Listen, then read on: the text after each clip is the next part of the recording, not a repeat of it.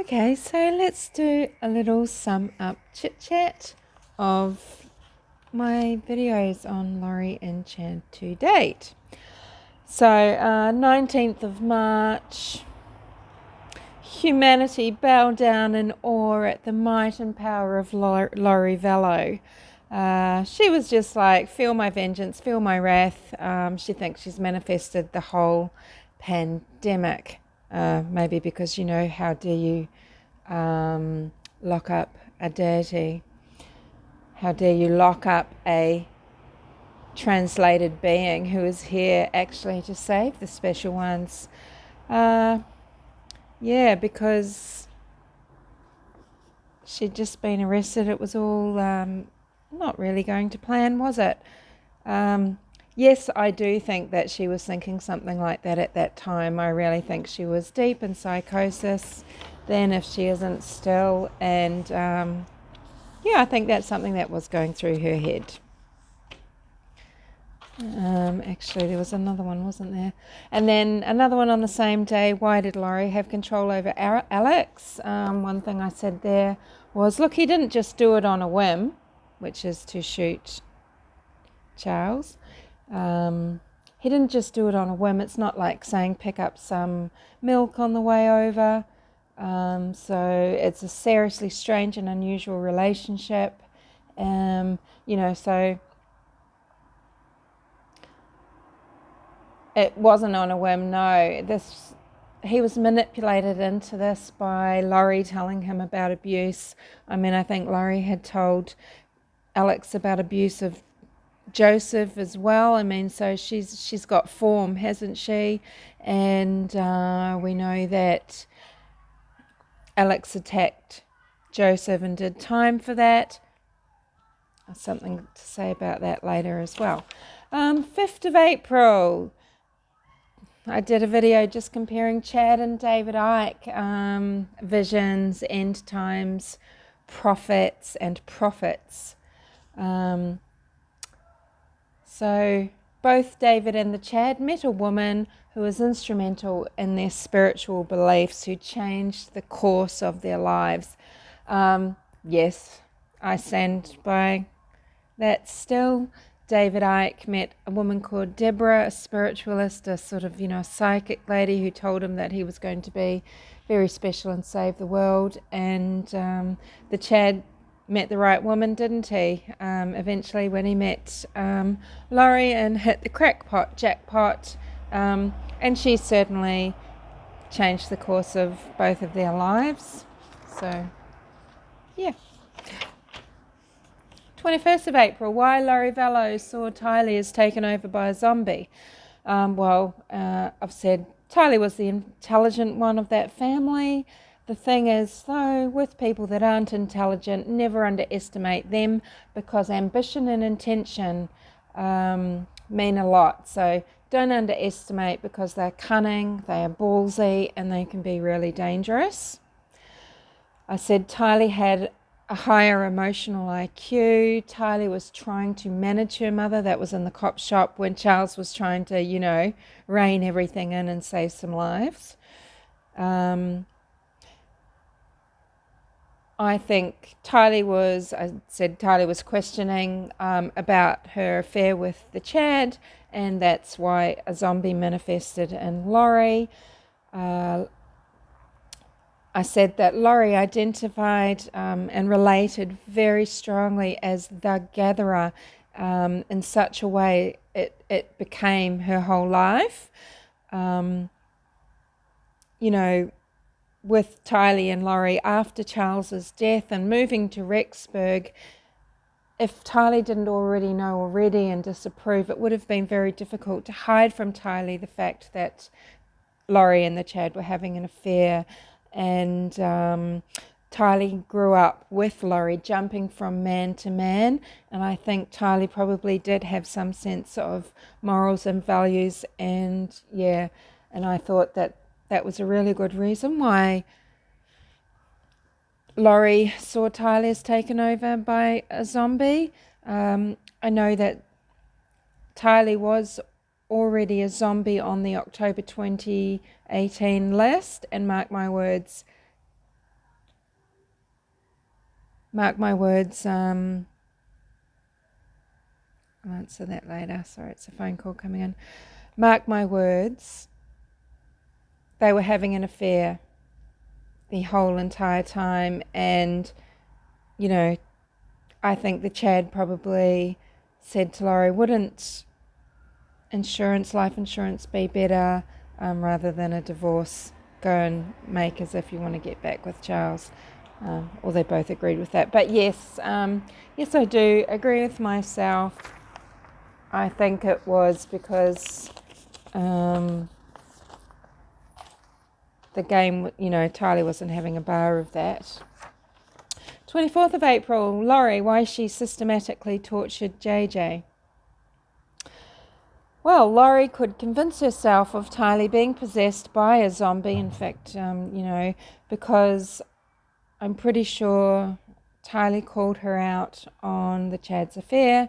Then it follows that she now has JJ to contend with, and it's going to make it a lot easier to get the job done if she is having a difficult time with JJ, if he is not as stable, if he is being difficult.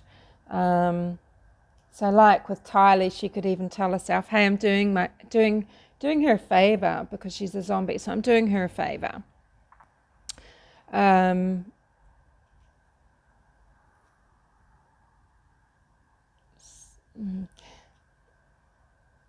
So, what did she do? Well, she took away the dog who stopped JJ from wandering around at night and was also just a comfort in general. She took him out of his special school. She took him off his medication, and this made JJ, as she knew it, disappear. She had taken away Tylee already, and Tylee was the actual constant love in JJ's life. And this is obviously not to say that Kay and Larry weren't givers of love and support and respect in JJ's life. It's just that Tylee was his constant, and that was taken away, and it was just one thing after another. And I said that along with this,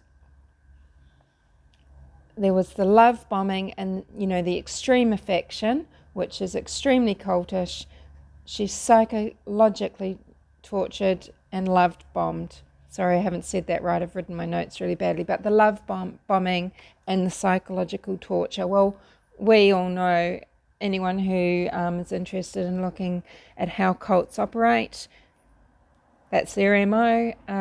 So, yeah, Laurie, back then in Rexburg, well and truly displaying the attributes of a cult leader, because,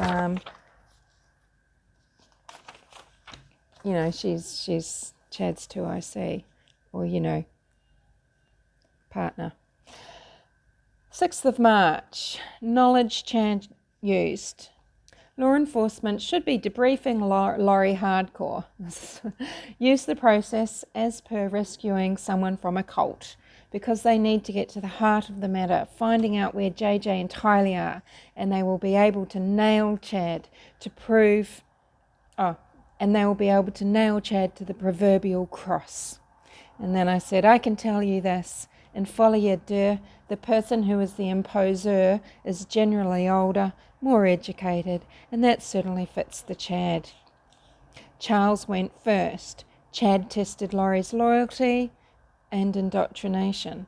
And I definitely stand by that, what I said back in March. Chad, I believe, is the imposer. Laurie would have looked up to him for all his knowledge and for all his achievements with those books. And, there would have been sexual friction even with that big doofus, because it's that powder keg of, someone just getting you, that one person in the world. No one else has ever understood you like this. But, even though Charles had already been, he's already had this view to set up a new life. I mean, we all know that Tammy was going to be killed for quite some time before he met Laurie, possibly. And And I think they met in 2017 over email or the phone somehow. And I think, though, Tammy had been slated for an early demise before that, and few people can attest to that.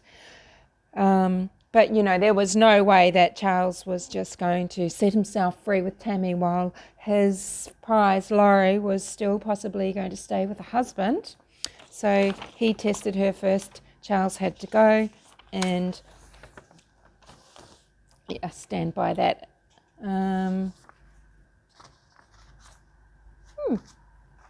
Okay. Got 11th of May. Staceys' death, yes, anorexia, and here's why. Diabulimia, it's comorbid with her diabetes.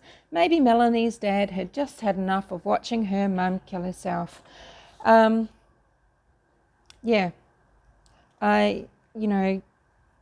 Melanie Boudreau-Pulowski, when talking about that whole situation from when she was 6 to when she was 9, and I mean, it's a very traumatic event for her mother dying, after she's already not had 3 years of her young life with her. Well, she thinks she died out of an illness. Well, I think maybe the father really did just have enough and tried to get away from the family in general, and maybe he just felt like he could not save Stacey. But this is just another fairy tale that Melanie Boudreau just believes about her life, and I stand by that. 7th of May.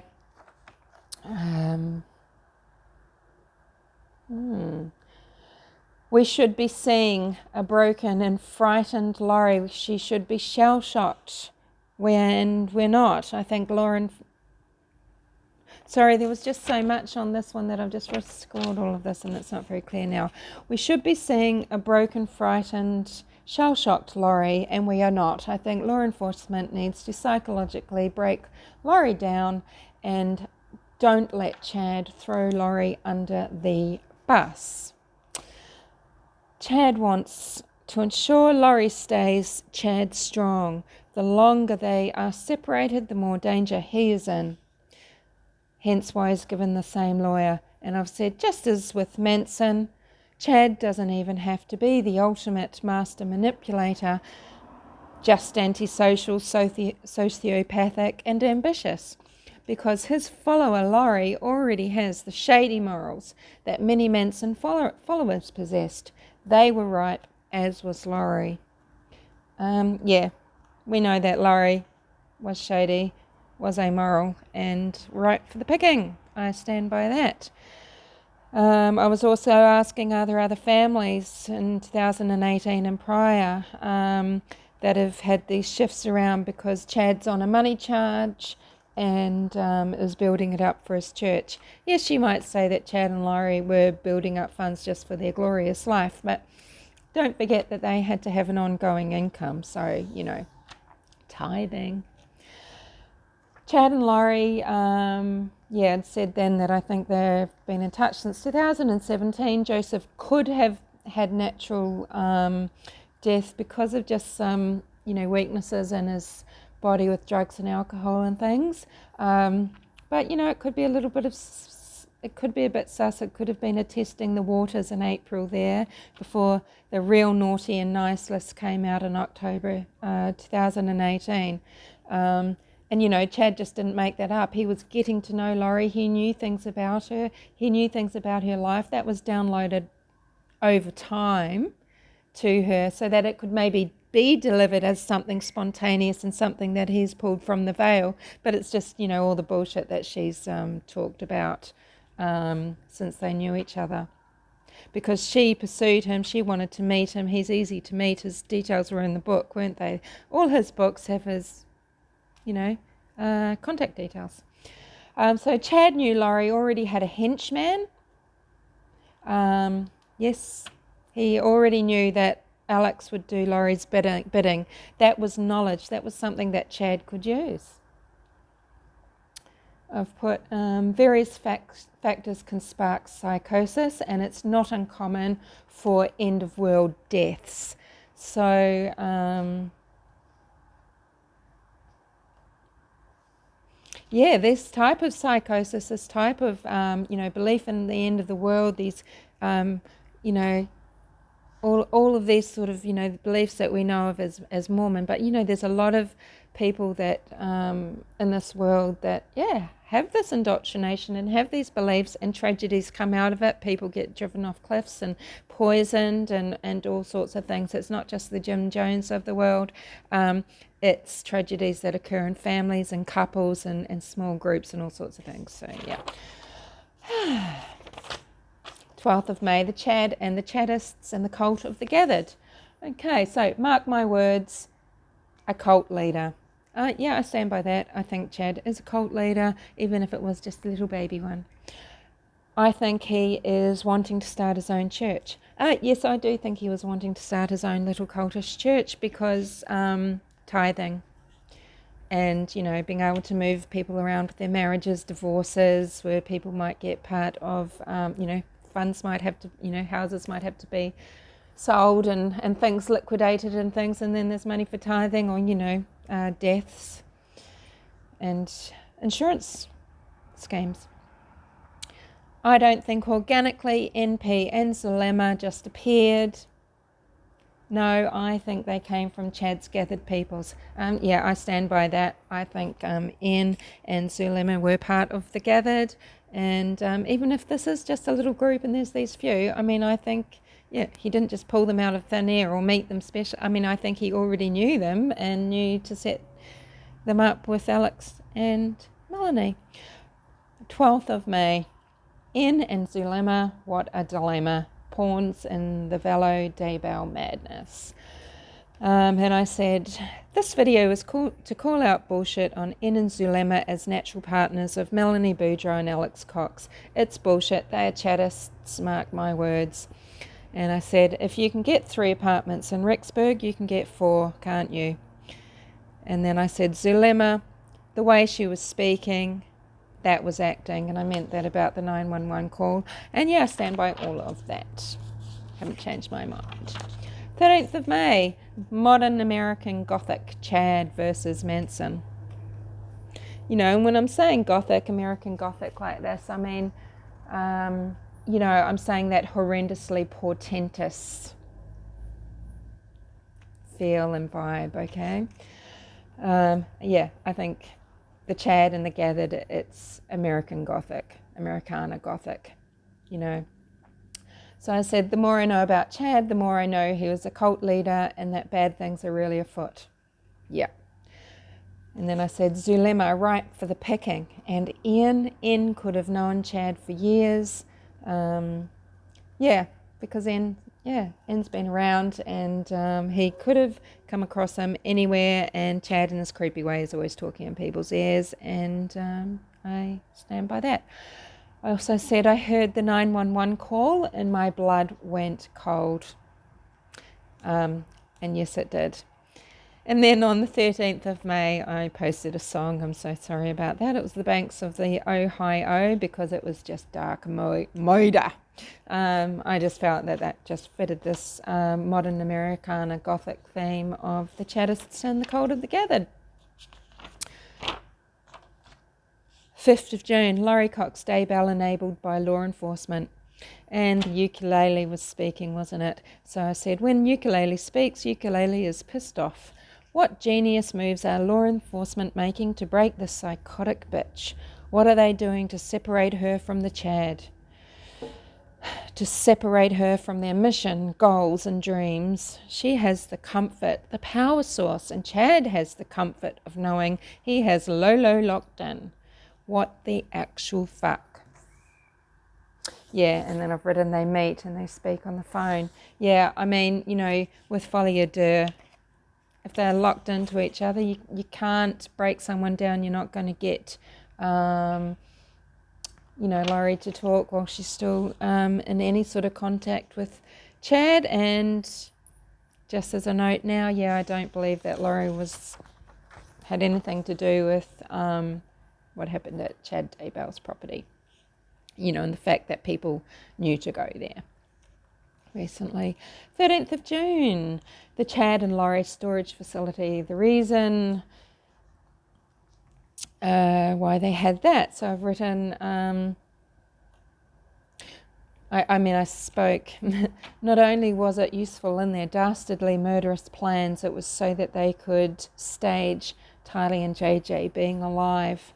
It was so that they could stage photographs to show Tylee and JJ were still of this earth. And that's why I think they had the bike and those things. I mean, honestly, because remember, Laurie told Melanie Gibb to stage photos of JJ having a wonderful time at Frozen too. And that just reminds me, remember what Melanie Gibb said in the interview with Nate Easton of East Idaho News. She didn't say, so that, I don't believe they're alive, or I don't believe they're on this, of this earth anymore. She goes, they're not of this planet or on this planet. I mean, she is one of these people. She believes in all these planets, these special planets and things like that. And, her language just clearly shows that, law enforcement need to look deeply into any involvement that Melanie Gibb has had. 14th of June, what did I say? Now, this was when police identified the remains at Chad Daybell's property. So I saw a notification come up on ABC News, American ABC News. So I jumped on and just said, hopefully they can identify the way they were murdered. I said, let's rain down holy terror, worldly terror on Laurie Cox Daybell and Chad Daybell. They are extremely disgusting people, and I called them abominations. Then I asked, were the kids in, their remains, were they in Arizona? Where were they kept? Whereabouts? And who had guilty knowledge of where these children were, and who moved them? Was it Laurie? Was it Chad? What vehicle? Yeah. 13th of June, is Chad a cult leader? Comparing him to Jim Jones as per a Dr. Todd Grande video. Dr. Todd had made a video speaking about Jim Jones and what traits a cult leader would have, and what sort of things cults do. And I thought, well, let's just see if there's superficially any similarities. And after I did this video, I thought, I think there are enough similarities with what Dr. Todd Grande would say would be a cult leader or a cult, and the Chad and the cult of the gathered. So in summary, yes, if only the beginning of a cult, because, again, as I've said, just him and Laurie, well, what? Would they have to work? Chad didn't want to write books. We know Laurie doesn't like to work for a living. She might want to work her tight little ass for a living, but she doesn't. She's not going to go back to hairdressing. And Chad, what was he going to do? Yeah, they were going to definitely start a church. Maybe that was even going to be in Hawaii. Maybe the next move was getting people to move from Rexburg to Hawaii. Who knows? So what did I say? Chad did get in their heads, and they were afraid to disconnect and sort of discount what he was saying entirely. So even as whack as it all sounds, yes, Chad was able to get inside people's heads just like Jim Jones was, using aggressive conversion methods, light, dark. I think it was aggressive. I stand by that.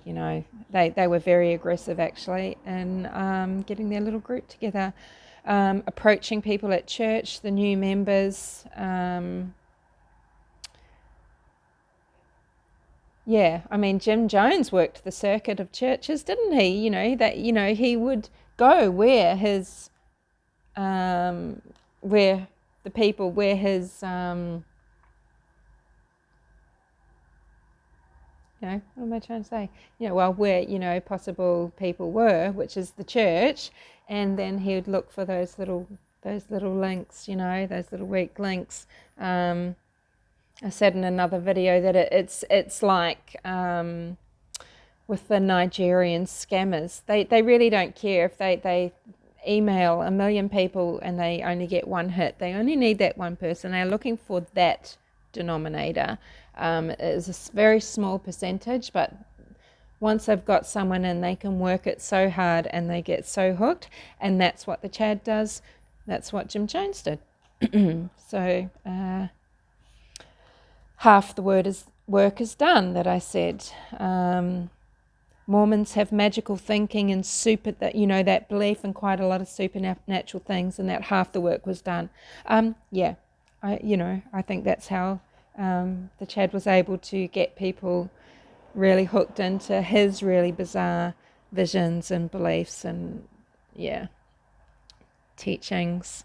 Another commonality that I mentioned in this video was members learning how to deflect. Oh yes. I think that's obviously, of course, I'm going to still believe that. We've seen in many interviews now with Melanie Pulowski, Melanie Gibb, etc., Thicko, Janice and Summer. Oh yes, they deflect, don't they?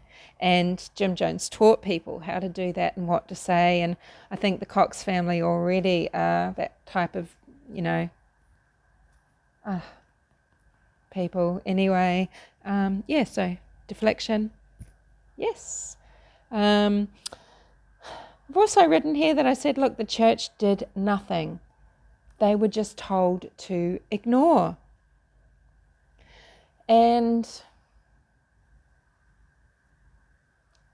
this is in a letter that people wrote expressing their concern, and the church was doing nothing. Well, how I think about this now, we all know bad things happen when good people sit by and do nothing, don't we? So the church should have shut it down. They should have stepped in. They should have made announcements. They should have said, we know what you're doing. We don't like the teachings. When you're home teaching, you are going way off script. You're not allowed to come to church anymore. But, of course, it was very important for Laurie and Chad that they keep going to church, that they keep their temple recommendations and things like that. And the church actually should have shut it down, and they didn't, because I feel like they thought they would be giving it weight if they acknowledged it. I think they thought that if they paid it any attention, it made it sound important, and it made them seem like they were concerned, about a threat. But they've definitely done the wrong thing. Always pay attention to what's going on in your own home or your church or whatever, isn't it? So look, 28 minutes and a few seconds there. So here's the first video leading up to what's hopefully 20,000 views. I just thought I'd review my videos on the Chad and Laurie Vello. Thank you for listening. And next I will probably do something that's not true crime. So let's just say this is my true crime one, and I'll have another subject to